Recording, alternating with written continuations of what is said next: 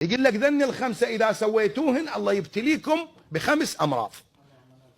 إذا ظهر الزنا من بعدي كثر موت الفجأة. إذا ظهر الزنا يعني الفساد ظهر وماكو واحد يرده وصار ظاهر علني، يقول شو اسوي؟ ابتلي الناس بموت الفجأة. احنا قبل مات فلان، ايش بيه مات؟ والله ما بي شيء، تو يمنا متعجبين مات فلان وهو عمره 60 ما 70 سنة. وهسه ماتوا 10، انقلبت اتوبيس، طاحت طيارة، انفجر ما ادري شنو، يوميا بالمئات بالعشرات واحنا حاجي.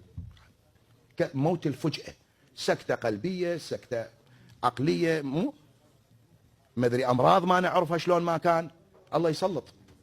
اذا ظهر الزنا من بعد كثر موت الفجأة.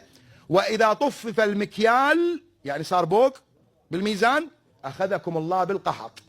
كله يصيح ماكو، اللي عنده يصيح ماكو، اللي ما عنده يصيح ماكو. اذا صار بوق بالميزان يعني شنو؟ يعني تاخذ كامل وتعطي ناقص، تصعد. ترى البوق الميزان مو بس هذا الكفتين وهذول اهل الطماطم المساكين احنا مشلبين بيهم، لا، كل واحد ياخذ كامل ويعطي ناقص.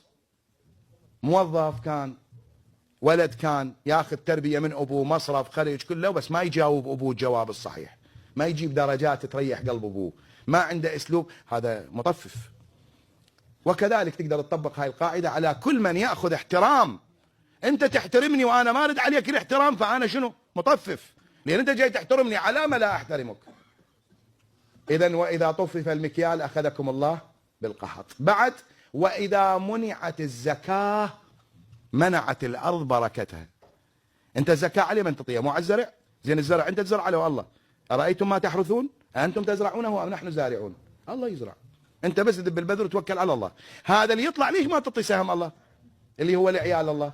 فاذا منعنا الزكاه طبعا انا اعطيك زكاه، انا اعطيك زرع ولي حصه بيه، انا الزارع. اذا تمنع الزرع ما اعطيك، تمنع الارض بركتها، لا حديد لا ذهب لا زراعه، لانه منعت الزكاه. بعد قال واذا قطع الرحم، اسمع، قطع الرحم يعني لا الاخو يسال عن اخوه، لا الابو يسال عن ابنه، لا الام تسال عن ابنها، لا الابن يسال عن اخته، لا الجار يسال عن جاره، لا ابن عم يسال عن ابن عمه. اذا قطع الرحم يقول جعلت الاموال بيد الاشرار.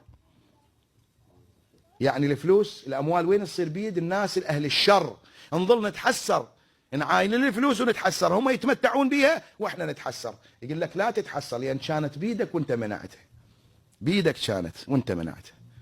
بعد واذا ترك الامر بالمعروف والنهي عن المنكر يسلط الله عليكم شراركم فيدعو خياركم فلا يستجاب لهم.